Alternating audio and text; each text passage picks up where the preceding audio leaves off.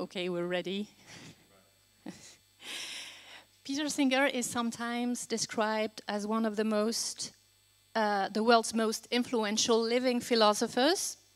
He was certainly the most influential for me, as I started reading on this topic in the early 1990s. And I came across this edition of Animal Liberation. This is not the original edition, it's a 1977 edition. I found it in a UK second-hand bookshop. I had been a vegetarian for 5 years then, but I had read very little. And I remember reading Animal Liberation for the first time in 1995 and nodding at every page. Peter Singer is known for his work on animal ethics, of course, but also for his critique of the sanctity of human life and for his writing on the obligations of the affluent to aid those living in extreme poverty. And he is known, of course, for his defense of effective altruism. After the publication of his groundbreaking Animal Liberation in 1975, he wrote, co-authored, edited, or co-edited more than 50 books, including Practical Ethics, The Ethics of What We Eat, and The Point of View of the Universe. Recently, he also wrote Consider the Turkey, about how we can liberate ourselves from the traditional turkey feast. Peter is now retired from Princeton University, where he taught and did research for 25 years. He now spends his time working on his podcast, his Substack, doing research, writing, traveling, and living in Melbourne near his family. Thank you, Peter, for visiting Rennes University 10 years on. Your keynote is entitled Animal Liberation to 50 and Beyond. And after the talk, there will be time for discussion. So get your questions ready. Thank you very much.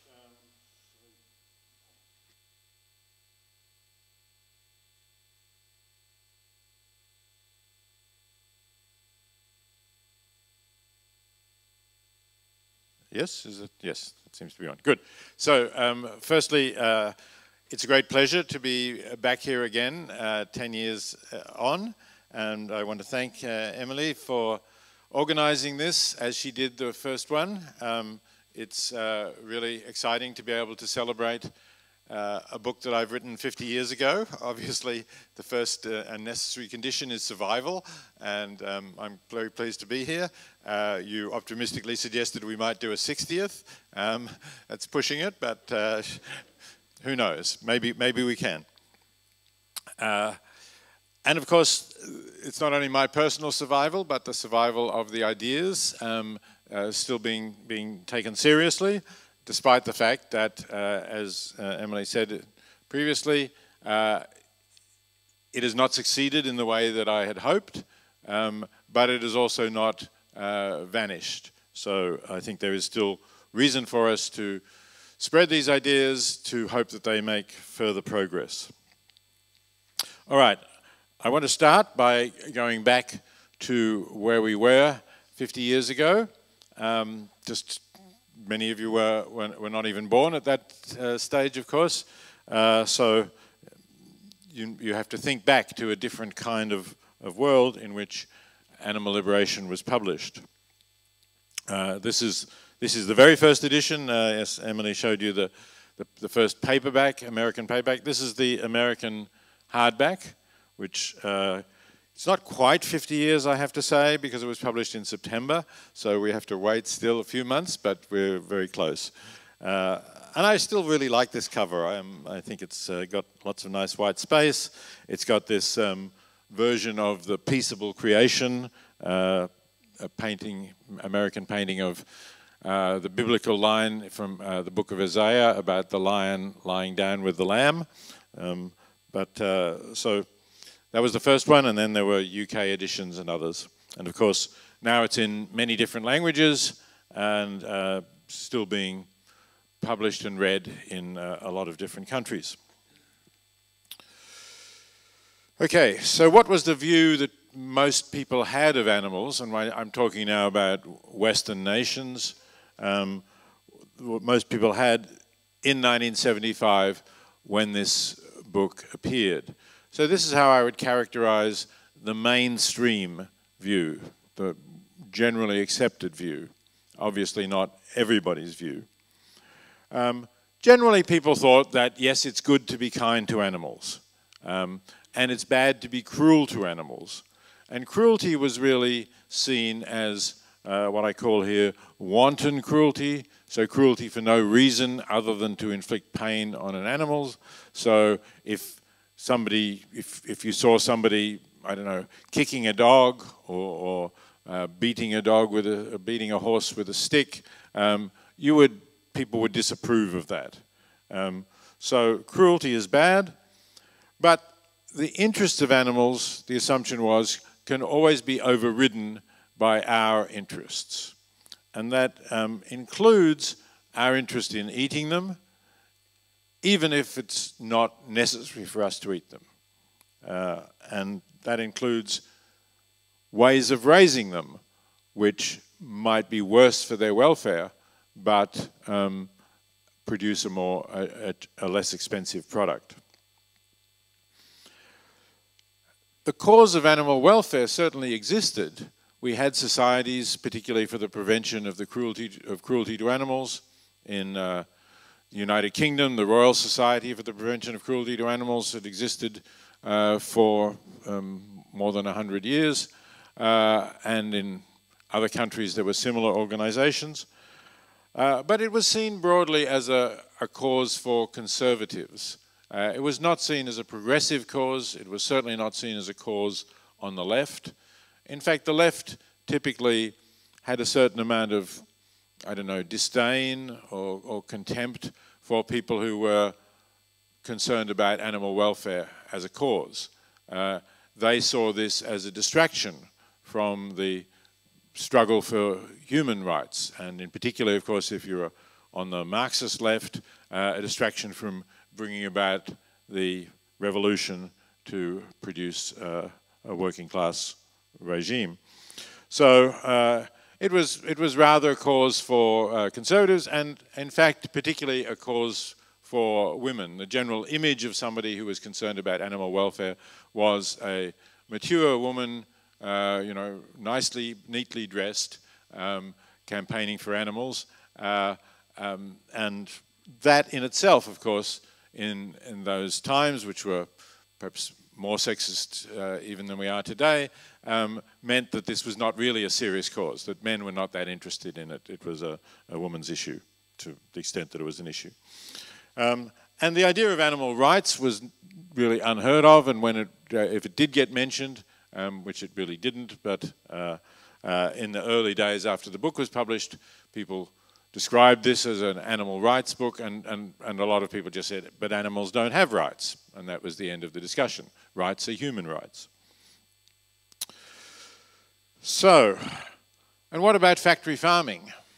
Well, I have to admit that in 1970, and when I was 24 years old, and I was a well-educated person, I was a graduate student at the University of Oxford, having already done an undergraduate degree and a master's degree in Australia, I had not heard of factory farming.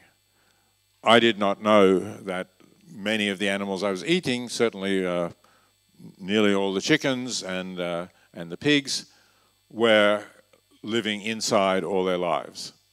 I found out about that through a chance conversation at lunch with a Canadian graduate student when I was at Oxford, who was a vegetarian, the first vegetarian who I really had met, and that's another difference.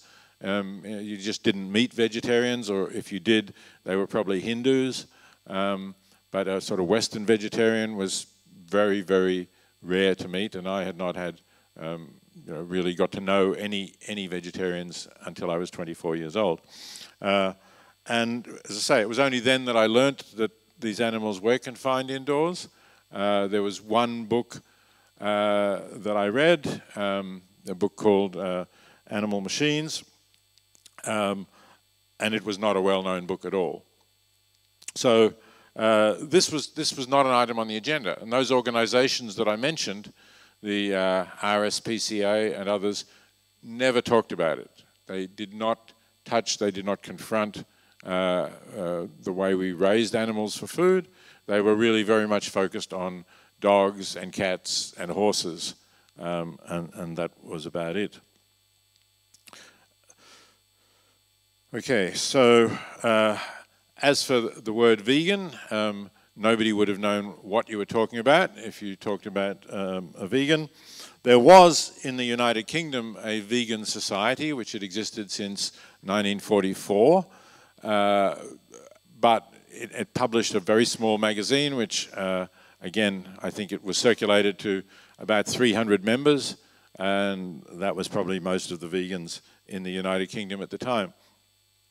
And a lot of people would have said that you can't survive without animal products, that you can't, you definitely need to eat some animal products to live or to be healthy. Okay, this is a photo that you might enjoy. This is, in a way, a predecessor of what we're doing today. This is the first conference, I think the first conference that was ever held on ethics and animals, bringing together people interested in the ethics of how we ought to treat animals together for a conference. And I hope you can see it well enough. So we've got a pointer here. So I'm there on the left with rather more hair than I have today. This is Tom Regan, who wrote the book The Case for Animal Rights and a number of other books. Jim Rachels wrote Created from Animals, a book about Darwinism and its implication for animals. Stephen Clark wrote a book called The Moral Status of Animals.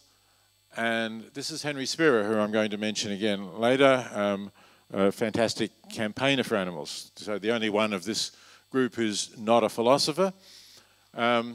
And I should say, only Stephen and I are still going strong at this stage. We've lost Tom, Jim Rachels, and Henry Spira. Okay, so let me give you a little bit. I assume that most people in this room know what the central argument of animal liberation is, but maybe not everybody does, and maybe a little bit of very brief run through. So I won't spend much time on this, but here is the central argument that I put forward. It's based on the idea of speciesism, which is not a word that I invented. I got it from Richard Ryder, who was at the time a clinical psychologist at Oxford who I met, and I saw a leaflet that he published about experimentation on chimpanzees with a picture of a very sad-looking chimpanzee who had been infected with syphilis for research, and it had this word, speciesism, across the top of it. Well, by this time I had already been thinking about the moral status of animals as a result of the conversation that I mentioned before with Richard Keshen, the Canadian graduate student. But this somehow summed it up for me, and I thought, yes, there really is a parallel here between racism, sexism, and the way we treat animals. A parallel, obviously not a complete parallel, but in all of these cases, there is a dominant group which is more powerful than the outsiders who are not members of that group, and they develop an ideology which justifies their use and exploitation and dominance over the outer group, whether that outer group is, whether it's Europeans dominating Africans and enslaving them and exploiting them, or whether it's men dominating women, or whether it's humans dominating non-human animals.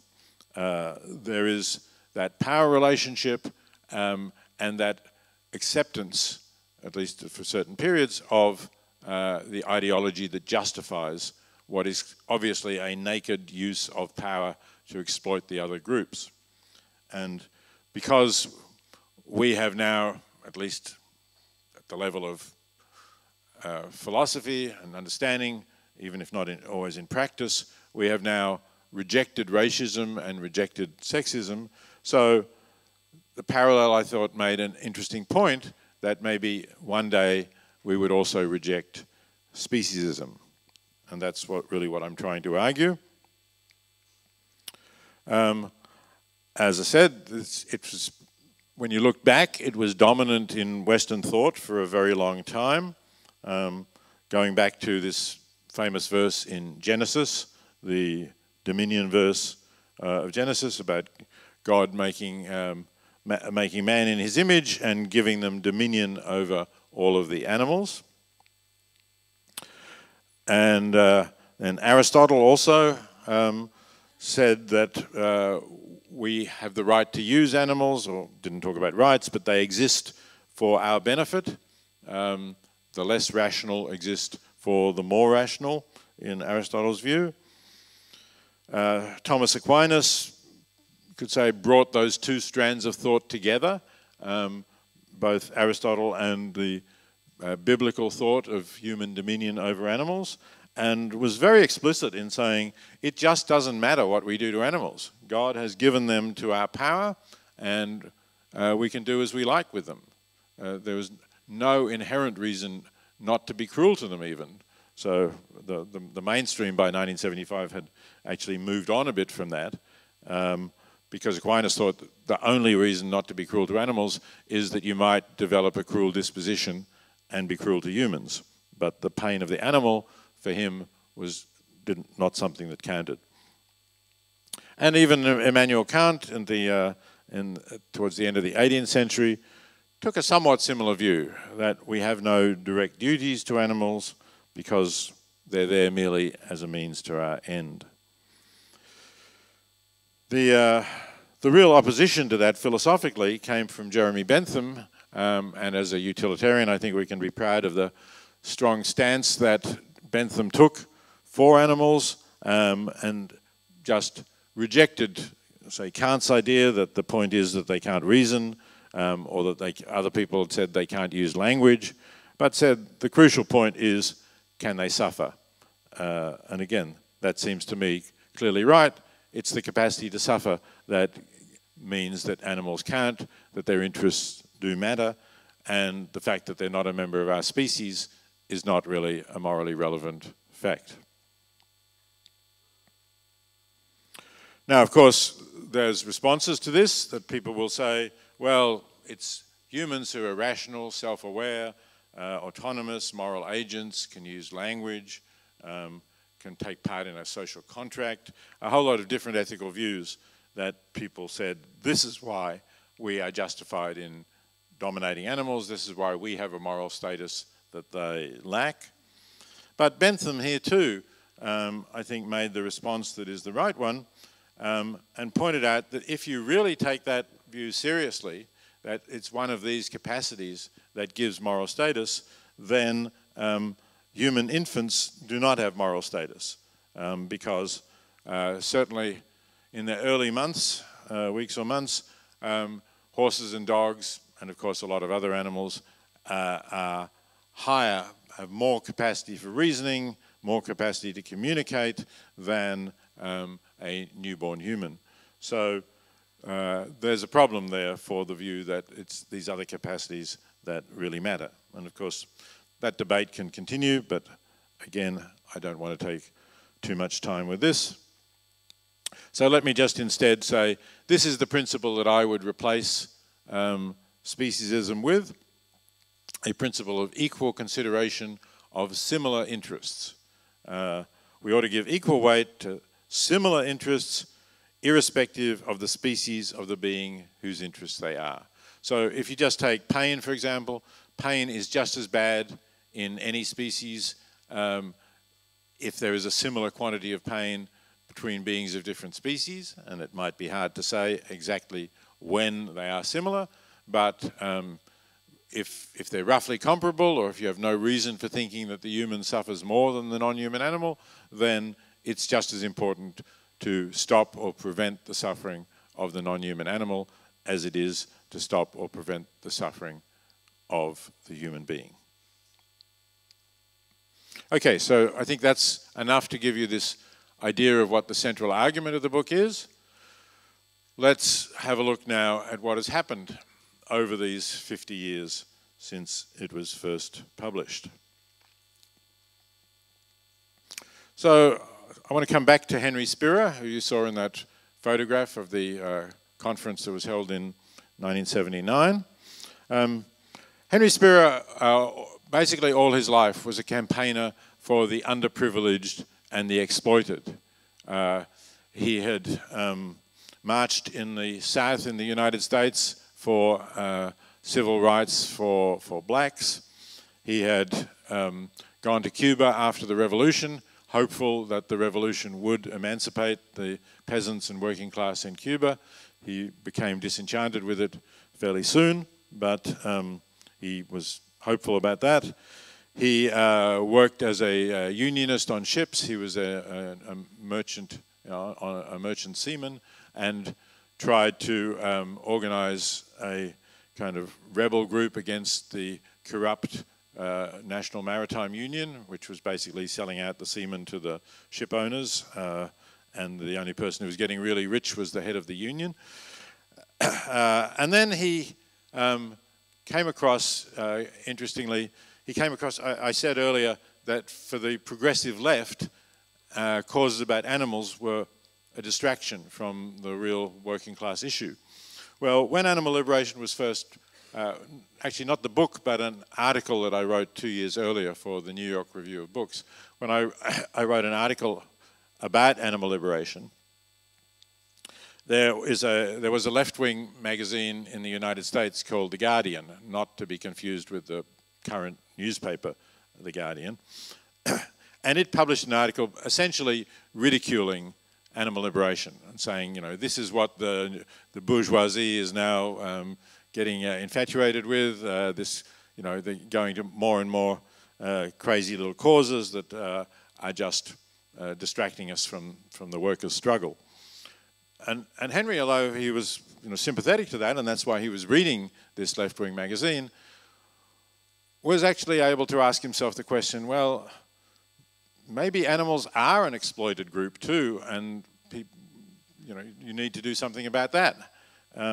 So he heard that I was giving a class. I was then I'd graduated from Oxford, and I was teaching for a year at New York University, and I taught a continuing education course, an adult education course, in which I was putting forward the ideas that went into animal liberation.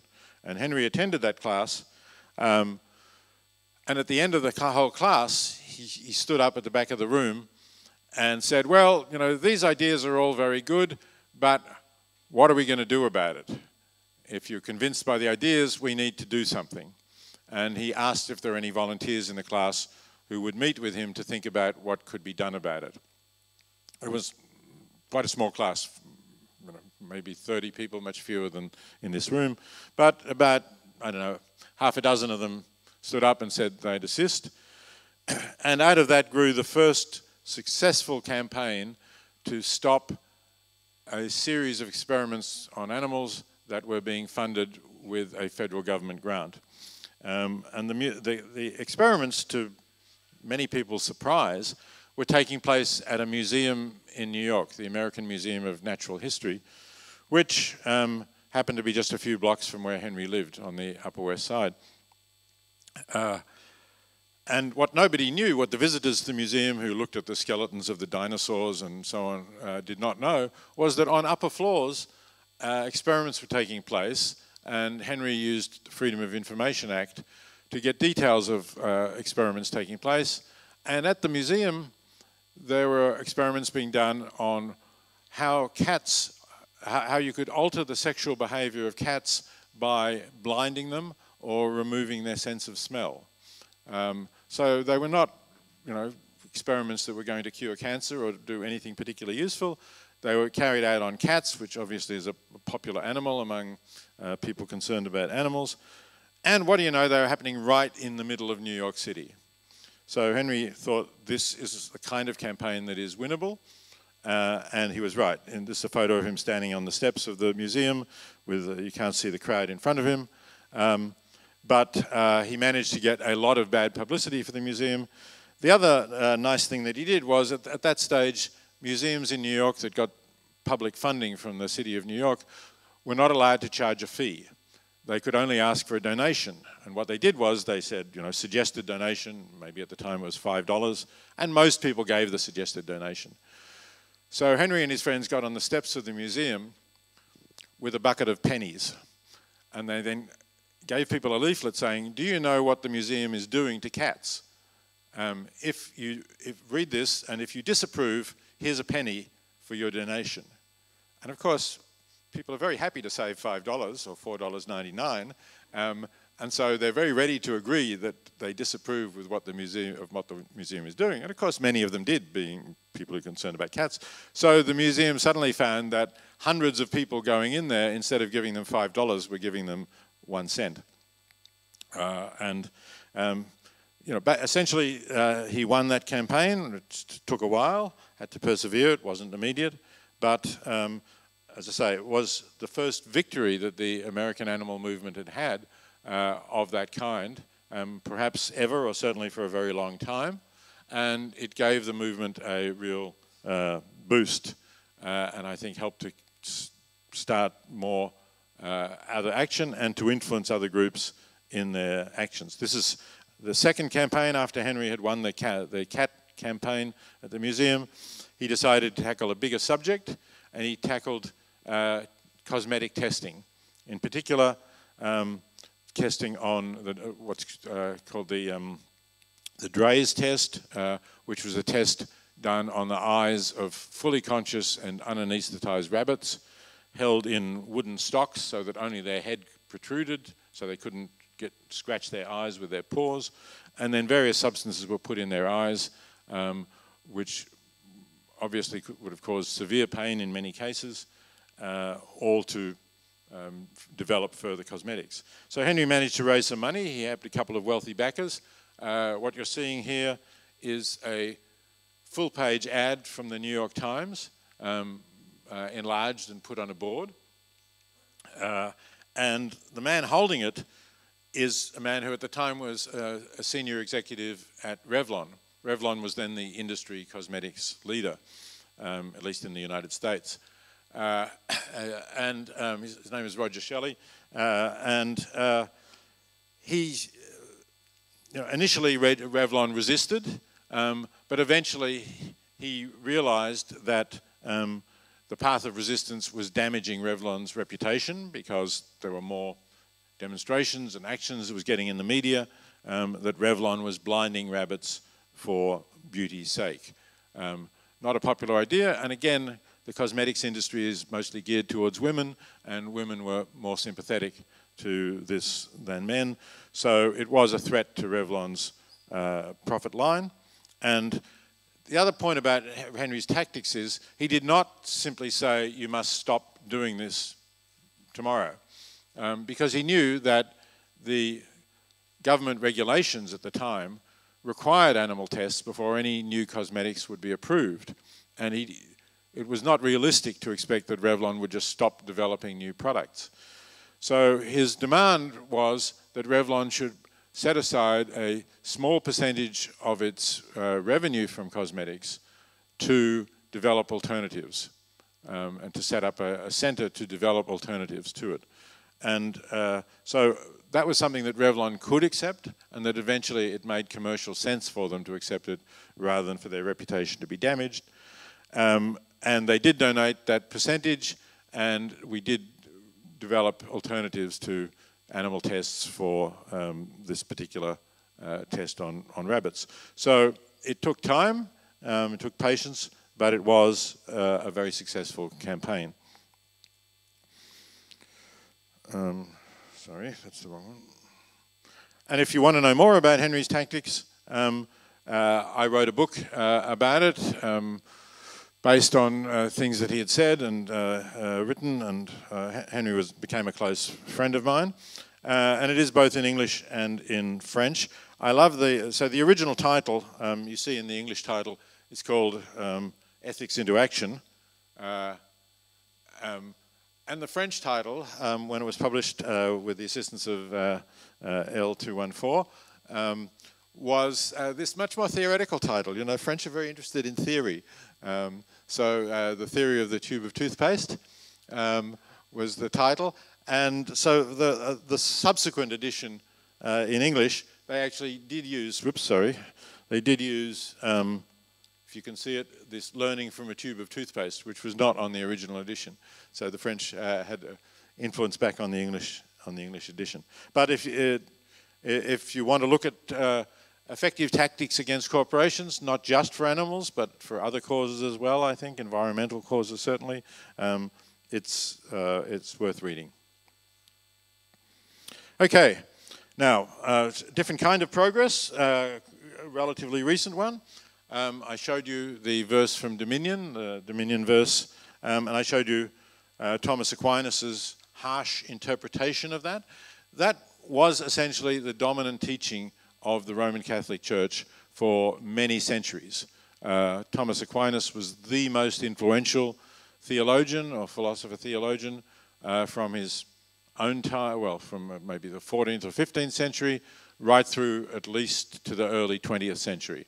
Thomistic philosophy was still the semi-official philosophy of the Roman Catholic Church. And it was only really formally rejected in a papal encyclical by Pope Francis relatively recently in this encyclical Laudato Si 2015. So that's progress, I think. It takes hundreds of years, but the Roman Catholic Church finally says, no, the verse about God giving us dominion over the animals does not mean we can do whatever we like with them. It does not mean that we are not answerable, that God is not going to call us on how we've treated the animals. And the more friendly view is that that verse should be interpreted as God giving us a kind of stewardship over the animals, but we are supposed, and over nature, but we are supposed to treat them well, not just as we please. Okay, but mainly if you want to talk about progress for animals, I think you need to look at the food question, because in terms of what we are doing to animals, I think the greatest amount of suffering that we are causing is to factory farmed animals, partly because the number is so large. As you see here, worldwide, we're talking about something like 200 billion animals raised and killed for food, and I'm not counting, this is not counting wild caught fish. This is counting animals where we dominate every instant of their life from birth to death. And that's a very large number. If you compare it with the number of animals used in research, it's about 1,000 times as large. The only real rival in terms of numbers would be wild animals, and obviously that will depend on how confident you are that invertebrate wild animals, including insects, are capable of suffering. So you could get to a larger number of sentient beings, but would you get to more suffering? Well, wild animals, we do cause them to suffer in many ways, of course, but probably generally for a shorter duration, even if we're killing them, than we do with factory farmed animals. So that's why I would think that probably the largest quantity of suffering we humans inflict on animals is factory farmed animals. The other reason why it's really important is these are animals that people can relate to.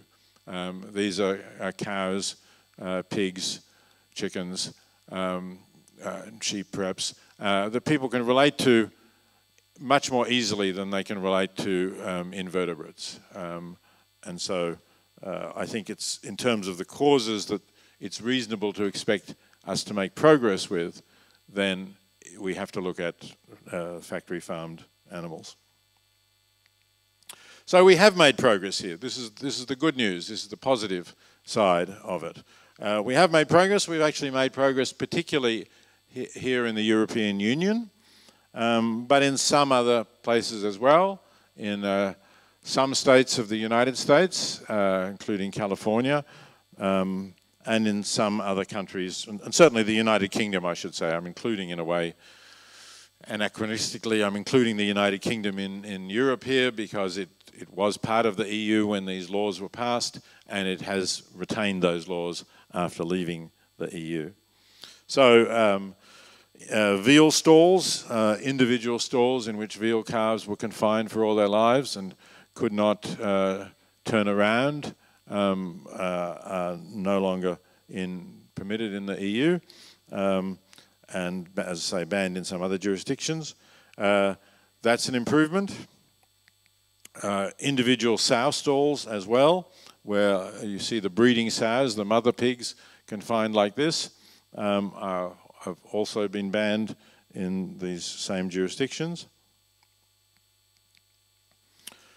But we still do have indoor production of pigs. That is still permitted pretty much everywhere. And these are the standard wire battery cages for hens. They are also, I think, as I say here, they are also banned in the same jurisdictions. And across the United States, they are in decline through a lot of work from the animal movement, although they are still legal in most states, including the states that produce the most eggs in the United States. By pressure on companies, fast food chains like McDonald's, pressure on supermarkets chains, on food caterers. The most recent figure I saw was suggested that 44% of US laying hens are no longer in cages, which still leaves, of course, 56% who are in cages, but it's some progress anyway. So, of course, I'm not suggesting that the conditions of veal calves or breeding sows or egg-laying hens in the European Union is acceptable. I'm just saying that the animal movement has made an impact. It's made an impact that has somewhat improved the lives of these animals, and so we can have hope that we will continue to make progress. Obviously, times change and priorities swing, but I think there is still support in many countries for improving the welfare of farmed animals, and that's something that we still need to keep working on. This is also still permitted. This is the standard way in which nearly all chickens are raised, and I have a quote here from Professor John Webster, who founded the Centre for Farmed Animal Welfare at the University of Bristol, saying that this is the most severe systematic example of our cruelty to animals.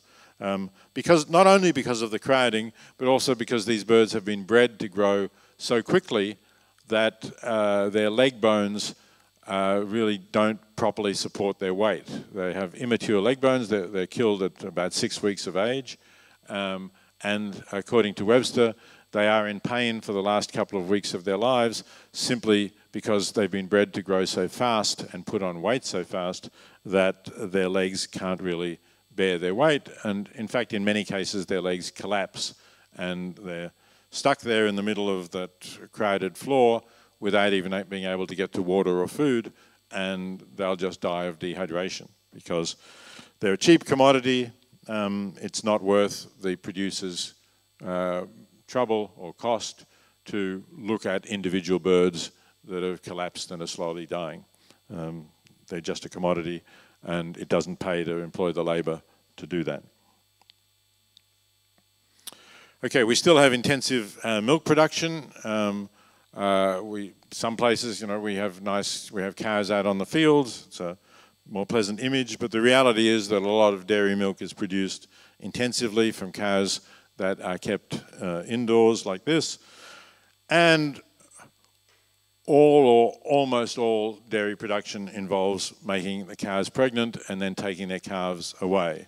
It's a dairy cow who's just given birth and whose calf is about to be removed, to the great distress it will be of the mother and of the calf. And then we have, on a very large scale, industrial fish production, which is now an enormous industry. It's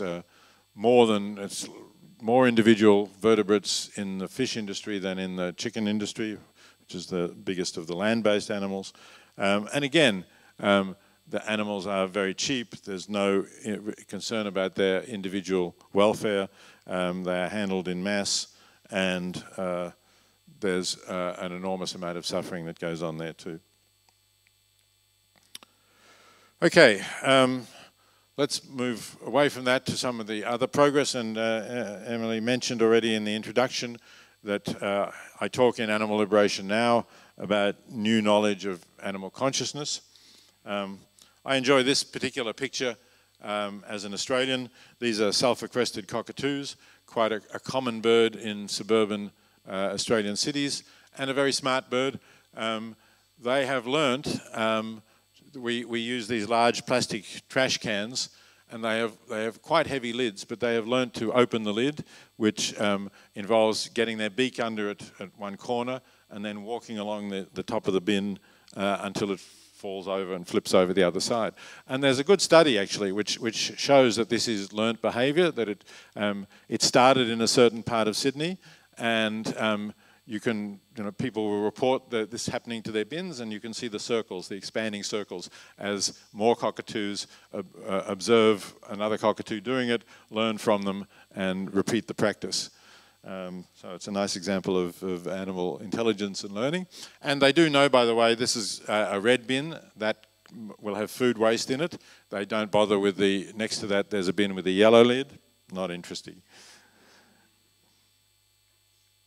Okay, so as again Emily mentioned, we have a lot more knowledge on fish, and a lot of it is due to two women researchers, to Victoria Braithwaite, who wrote this book, Do Fish Feel Pain, and to Lynn Snedden, who has done a lot of research on fish and has come out with very strong statements.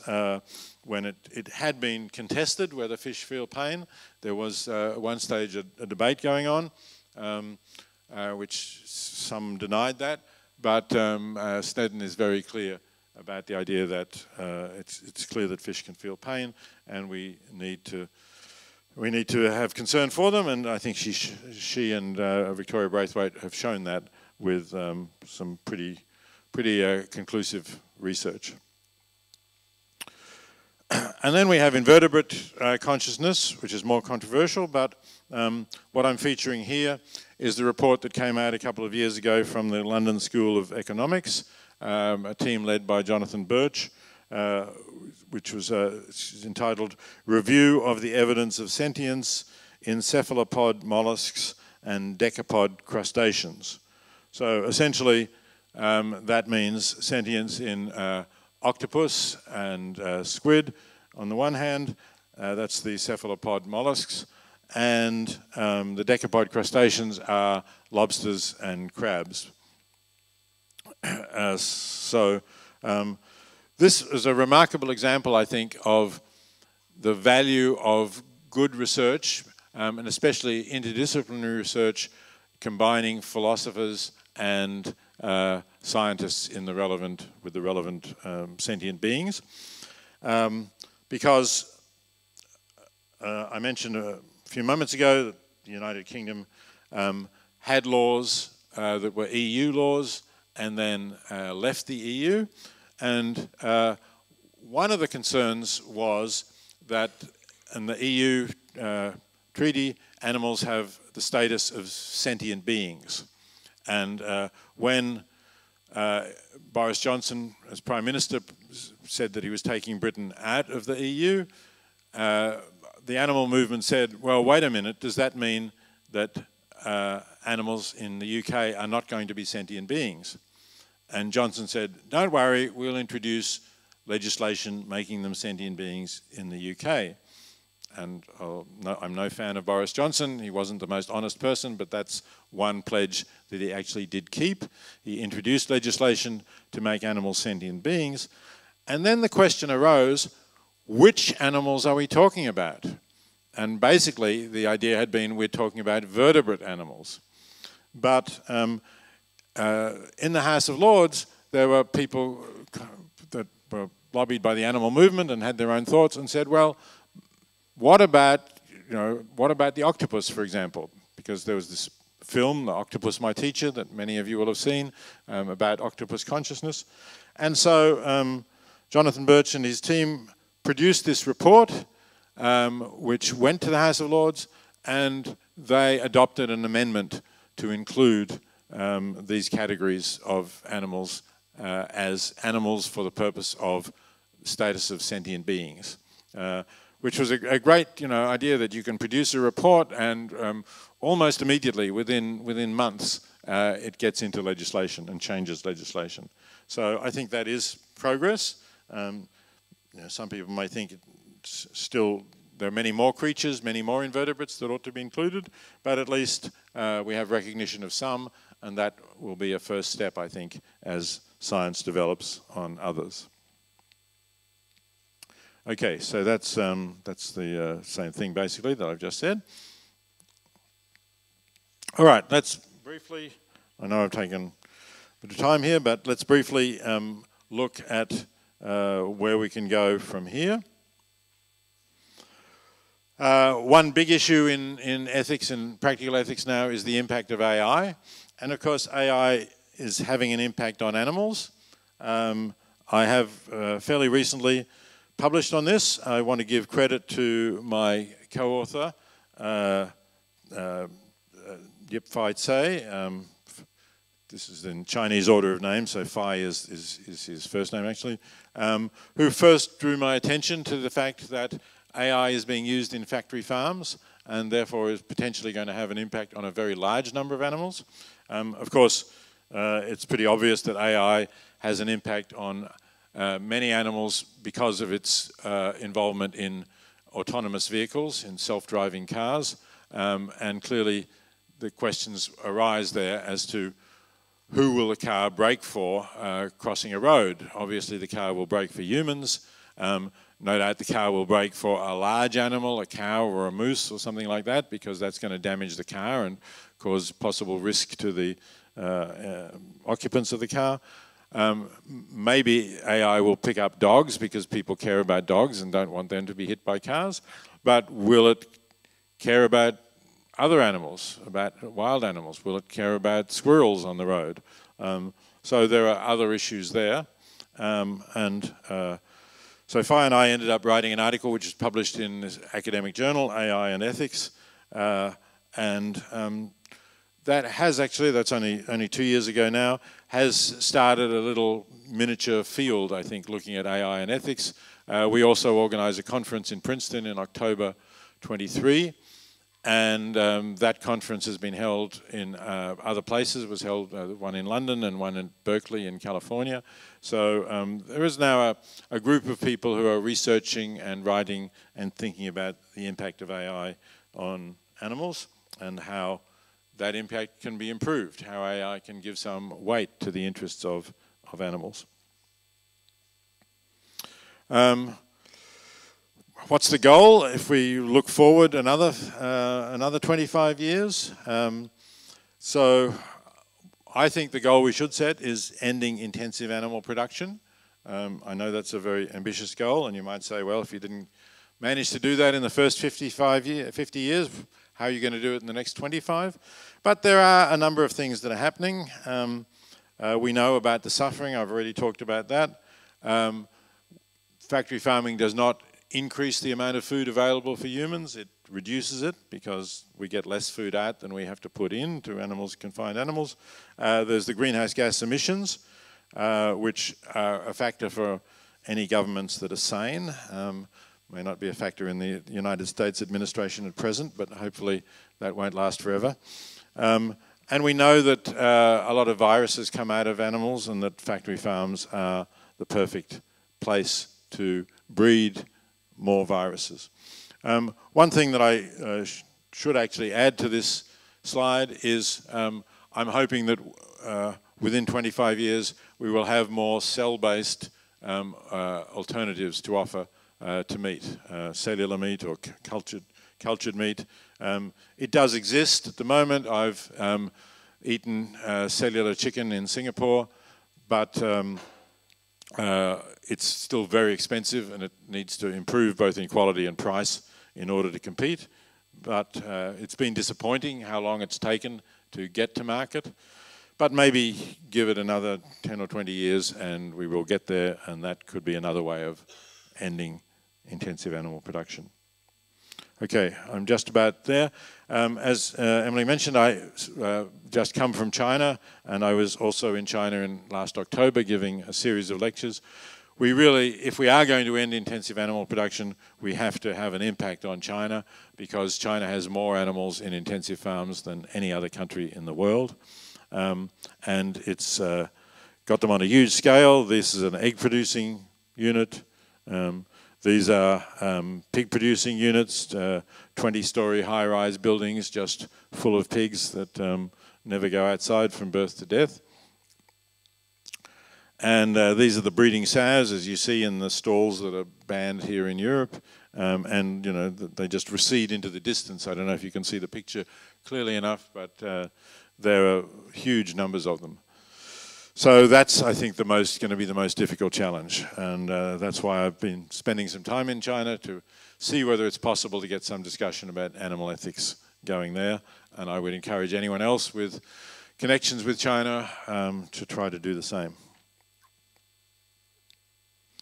Okay, and then if we go a little bit further, I do think that wild animal suffering is an important issue. I don't think the world is ready for it yet, but it does involve a vast amount of suffering. And so I see this as a future issue rather than a present priority, because I don't think we're ready for it. Okay, that's it. Thanks very much. Thank you all for paying attention.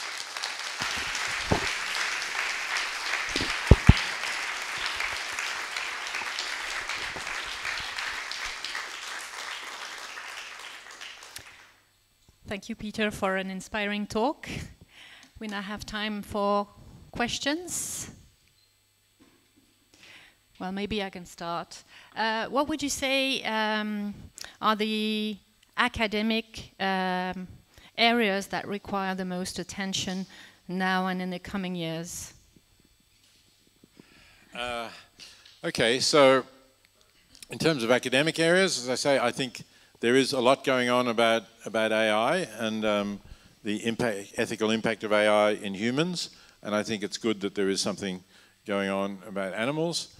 I think questions of sentience and trying to understand the sentience of very different beings, insects, for example, is an interesting area of animal ethics.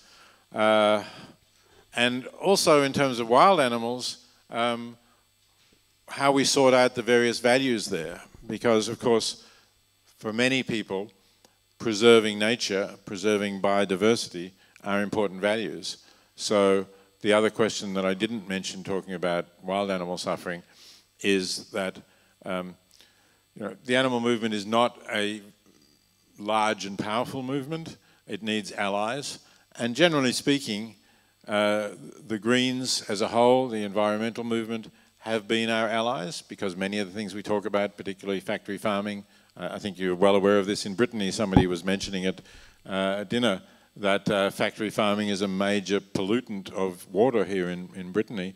And so in general, factory farming is terrible for the environment. It also releases greenhouse gases. So we should be allied with the green movement.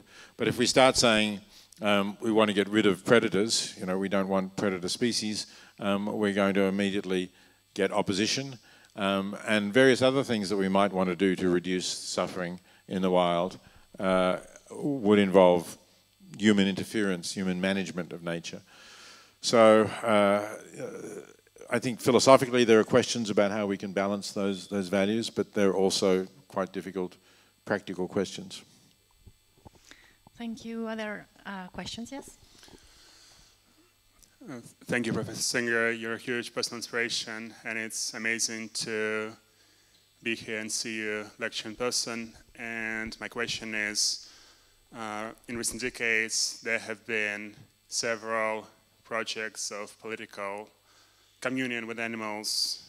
Importantly, Will Kimlicka and Sue Donaldson's Zoo Police, and also a more ambitious project, LSD Cochrane's Sentence Politics, And some people are saying that Zoopolis is the most important animal rights book since Animal Liberation.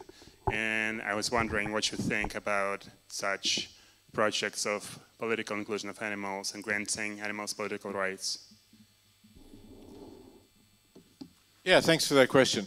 So I think the problem is always, while we might think that extending the political community to include animals would be the right thing to do, how do we get there? And if you look at the sort of opening of Zoopolis, it suggests that, well, the animal movement has made some progress, but it stalled and hasn't continued to make enough progress, and that the solution here is to move from an ethical framework to a political framework. But if you're also in a democratic political system, I don't see how you actually make the move to a political framework without ethical arguments convincing people at the level of the individual, because they're not going to vote for including animals in the political community in some way that gives animals or their representatives some voting power unless they're already convinced that we ought not to treat animals the way that we do. So, that to me is the crux of the problem with Zoopolis and with other attempts. If we were founding a new society, then certainly we could say right from the beginning, let's include animals in some way. That would be reasonable. If we were not a democratic society, if we had an autocratic society in which the ruling powers just decided that animals were to be represented and included in the political community, that would be okay. But I'm still remain a Democrat, despite it's been more difficult days to believe in democracy in the last few years than it was previously. But within that framework, I don't see how you get to Zoopolis without convincing people more or less one by one at the individual level.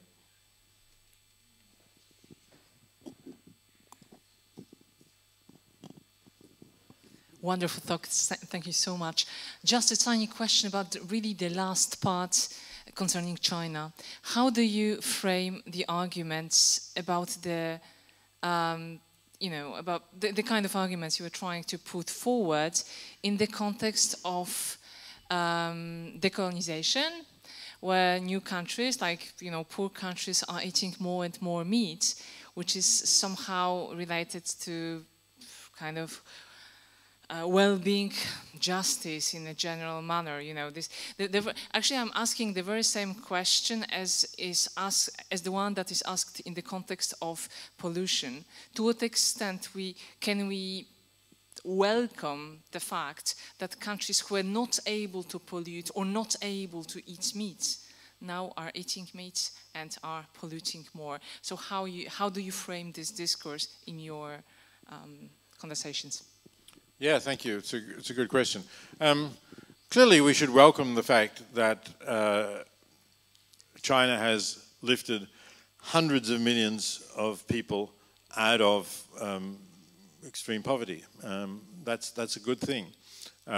It does have this very bad consequence that China has gone from a country in which meat was something that most people could not afford, or they used very small quantities of it. Basically the dish that you would be served would be a plant-based dish, but there would be some small pieces of meat scattered in more or less like flavoring. And it's gone from that to one in which there's just enormous quantities of meat produced and served, and correspondingly fewer dishes that are vegetable-based or plant-based dishes.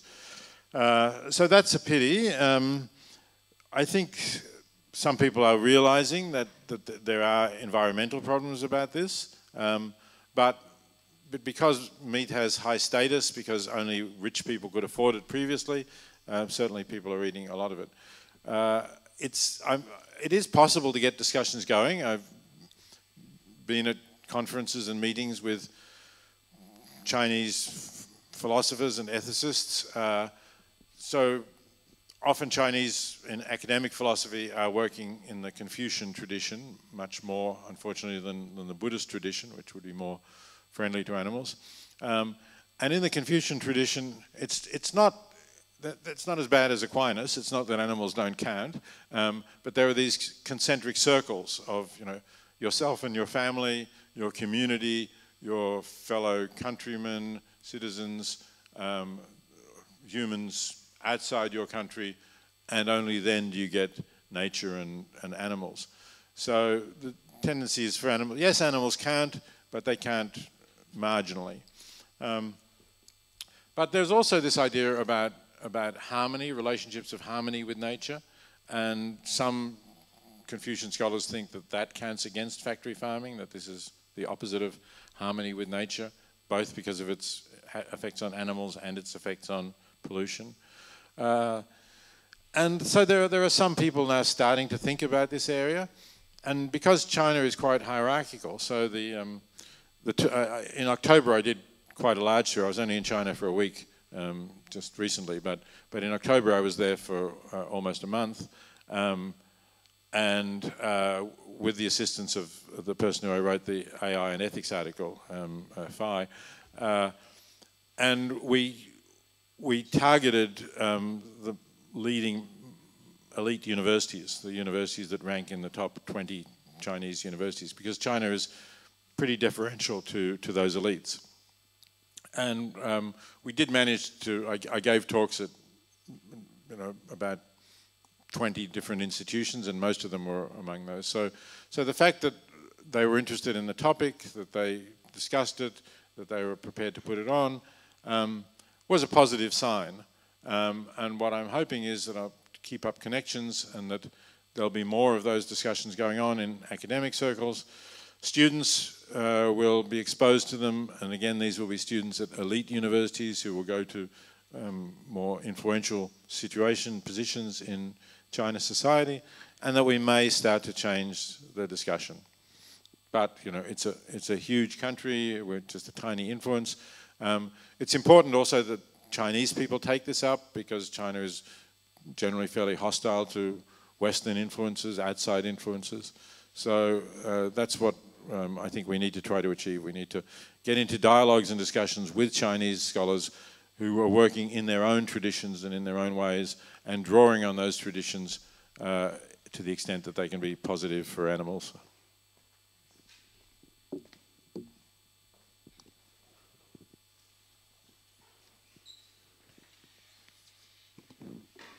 Thank you. I wonder if you can comment on how much you think that philosophical divisions within the animal movement, for example, between people with more welfare-oriented and more rights-oriented approaches, have diminished the effectiveness of the movement at all, or do you think that has not made a difference? Yeah, thanks for that question. I think it has occasionally diminished the effectiveness of the movement. I think the clearest example of that was, so California has had a couple of ballots, for those not familiar with it. In about half the states of the US, if you get enough citizens signing a petition calling for something to be put on the ballot, a proposal for a new law to be put on the ballot, it goes on the ballot, and the voters then vote for it. So California has had 2 such propositions relating to farmed animals, by them increasing the amount of space that farmed animals have, but, you know, obviously not going as far as you would like, not saying all animals must be able to go outside and have freedom to roam around. That would not have succeeded, and so there are proposals that give them space to turn around, that, like in the EU, got rid of battery cages and sow stalls and veal stalls. So they were supported by and initiated by the more welfarist-oriented societies, you could say, even if those leaders of those societies actually maybe were more radical themselves, but they just thought that welfarism was as far as you could go. And unfortunately, they were opposed by some of the sort of abolitionists, some of the people who said, you know, we don't want larger cages, we want no cages. I think, you know, in fact, both those ballots did pass in California, so no lasting damage was done. I think it would have been really negative if they had not passed. But clearly, you know, united movements are stronger than divided ones. The sharp and the strength of the people who were on that, you know, abolitionist-only side of it, that's diminished a little. That the movement is again, you know, the large majority of it is going down the path of which you might object to as a welfarist path, but which I think is the realistic path if you want to make progress. I think you have to do that incrementally.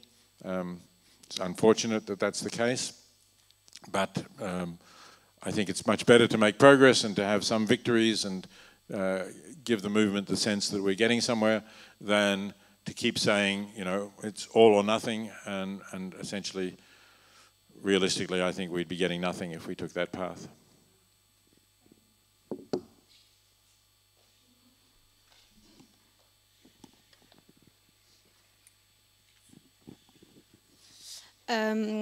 My question is, according to you, what can utilitarian can show that materialism thought can't when we talk about our relations with animals? Well, I mean, I think the main contribution of utilitarianism is to say it's the capacity to suffer. It's the capacity to feel pain or to have a good life that matters, and that's, you know, as I said in that slide with Bentham, I think that's still the point, that there are some philosophical views, Kantian views, for example, which talk about the capacity to reason or the fact that we're autonomous, that is what gives us moral status, and that's what makes humans so superior to other animals. The utilitarian view pushes back and says, no, well, really, ultimately, it's pain and pleasure that are intrinsically good or intrinsically bad, and that's the makes a difference, and that we can hold beings morally responsible if they are capable of making those choices, and we can't if they don't have that capacity to choose.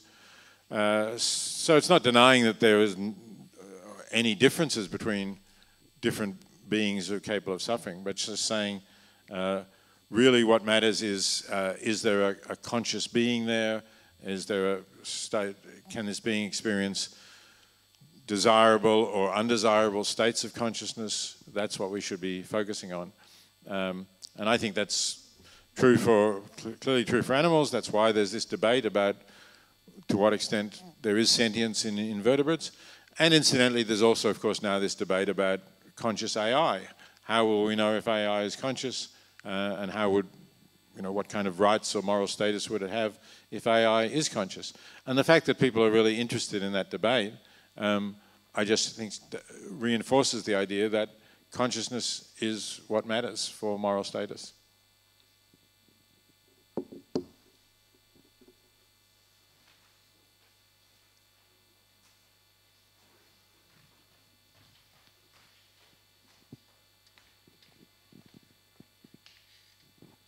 Hi, thank you for your presentation. I had a question about how we could make animal studies more intersectional also, because this is something that is really Western to globally the global south in general, even if they were like writing about multi-species more than human way before us. And often we have this critique that this is a very individualistic and liberal way of talking about animal welfare and animal rights without taking in consideration race, racism, and also the multi-species world in the colonial way. So yeah, as Western academics, how do you think we can frame it better also, and yeah, reach more people in this fight? Yeah, it's an interesting question, but I think in a way the problem is with the other side, right? I think my sense is that people in the animal movement would be happy with joining forces with opposition to racism and sexism and various other groups and minority groups.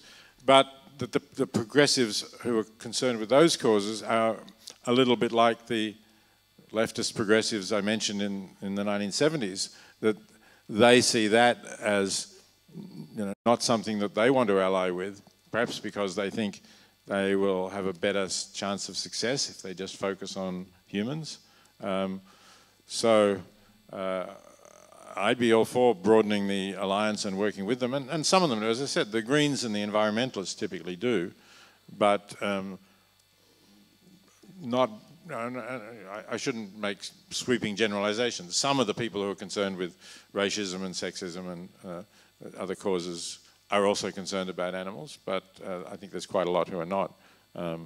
So I don't know if those who have contacts and working in other groups can ask them and challenge them to get involved in concern for exploited animals as well.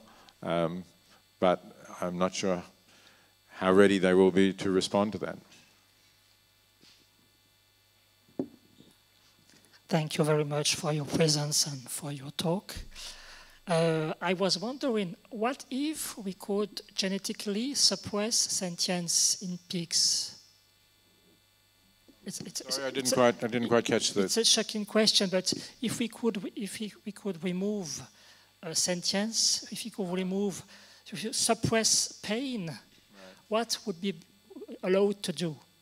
Right. Okay. So my answer to this, which not everybody in the animal movement likes, is that if in fact you could breed a pig which was clearly not sentient at all, not capable of not just suffering physical pain, but not capable of suffering more broadly, then, from the point of view of animal liberation, that would not be a sentient being and would not have moral status, and it would be okay to rear it and kill it. Now, it would still be environmentally bad, right? Presumably this non-sentient pig is still going to produce a lot of pig manure, which is going to get into the rivers and so on, and it's still going to need to eat a lot of grain or soybeans, which it would be better for us to eat directly. So there are other objections, but from the point of view of the argument that I've made today, if you really had non-sentient pigs or chickens, that's not... That would remove the problem of the suffering of animals in factory farms. Thank you. We have time maybe for 2 more questions. I think there was one there. And me? Yeah. Thank you, Peter. I wanted to ask you about pleasure and balancing pain and pleasure. Ray Fry, a utilitarian, justified his meat eating by referring to how much pleasure it gave him. So 2 questions, one philosophical. How do we think about the pleasure derived from causing animals pain philosophically? And secondly, politically, would it be helpful to have demonstration farms where animals lived out their lives pleasurably and we took some milk and eggs from them, causing some level of pain to them? Okay, so as far as the Ray Fry's pleasure at eating meat, of course, what we're really concerned about is not just the pleasure he gets from eating meat, but to what extent he gets more pleasure from eating meat than he gets from eating the alternative non-meat foods. And I think a lot of people imagine that they couldn't enjoy these other foods, but certainly this is my own experience. But when I got into it and started cooking a lot of dishes particularly from non-Western cuisines, which often do things much better with plants than Western cuisines do. I found that I enjoyed my meals as much as ever. So, personally, there was no loss of pleasure in eating. Hard for me to say how generalizable that is, but still, I would say, even if some people do not enjoy their food quite as much, then I don't think that is going to compare with the amount of suffering that, because you're talking about, say, you're eating a chicken, you're talking about 6 weeks of distress and suffering from birds reared in conditions completely unsuitable to their nature, and then, well, how many people does a chicken serve? Maybe 4 or something, or 2, depending on the size. So, it's a much shorter period, right? Sorry, then you had a second question, which was about the practical aspects of just from. If we had demonstration farms. Yeah, the demonstration farms, right? Yeah, I don't know. I mean, the problem with demonstration farms is, when people are there looking at them, they might be quite good, but we've seen over and over again, these shocking videos emerge of farm workers who are poorly paid people, often immigrants, and abusing animals, and then the video gets out, and the company says, "Oh, this is contrary to our policy. We're going to fire these people, and it won't happen again." But it happens over and over again, in fact, because the animals are just a commodity, and really the companies, are not that interested in their welfare. So, yes, you could set up a demonstration farm where things looked pretty good and the animals enjoyed their lives, and we took whatever it was, the milk or the eggs from them. But would we really be confident that that was how they were the whole time? I mean, it's not impossible. I talked about dairying, and I said virtually all dairying involves separating the calf from the mother. I have learned of about 3 dairy farms that don't do this, and now they're using sex selection of the semen to produce only female calves. It's not 100% reliable, but then you can rear the calf with the mother, and the calf will be a dairy cow like the mother. Now, of course, the calf is going to drink some of the milk, so there's one of these places in Australia that sells milk, and it's 5 or 6 times the price of milk in the supermarkets. So it's not going to really catch on and replace dairy anytime soon. What might replace dairy again is cultivated cellular dairy, because done on genetically designed yeasts that produce the dairy products. I think that might happen with dairy sooner than it happens with steaks and chicken. So maybe we'll get the alternative that way. We have time for a final question. Merci. Je suis désolé, je vais poser ma question en français. Je ne suis pas sûr de suffisamment bien m'exprimer en anglais. Mais l'apparition de Animal Libération, ça a été un gigantesque succès de lutte culturelle qui a eu un impact énorme sur des dizaines de millions de personnes, sur des décennies dans une partie non négligeable du monde. Est-ce qu'il ne faudrait pas essayer de recréer un phénomène de ce type? Je n'ai pas d'idée très précise, mais essayer de re-réaliser un impact comme ça. Alors je ne sais pas, bon, ça pourrait peut-être être une tournée mondiale avec des célébrités mondiales, style du cinéma, je ne sais pas moi, Joaquin Phoenix ou Pamela Anderson ou ce genre de choses. Mais j'ai l'impression qu'on sous-estime l'impact qu'a la lutte culturelle aujourd'hui, alors que cette parution de la libération animale est un exemple énorme du pouvoir que peut avoir la lutte culturelle. The publication of Animal Liberation was a huge success of cultural struggle. And Thank you, Eva. I think Romain translates. No, but it's for other people here. Yeah. And I think it could be a very good thing to realize again such a success now. Yeah, thank you for the question. If you know, I think we would need more specific ideas as to how to do something that would have that kind of impact. Again, you mentioned working with celebrities, and Joaquin Phoenix is certainly one. I've, you know, Yuval Harari is another who's been a great spokesperson for animals. I don't know if, I think you mentioned that one of the things that I'm doing now is having a podcast with a Polish colleague who was hoping to be here and speak, but then couldn't make it. And we had a great episode with Harari. We've also had an episode with Moby, the singer and musician, another great advocate for animals. And with Jane Goodall too. So we're trying, but it's, you know, it's hard now to know how you get that kind of real impact. I suppose you get it with some super influencer on TikTok or Instagram or somewhere like that.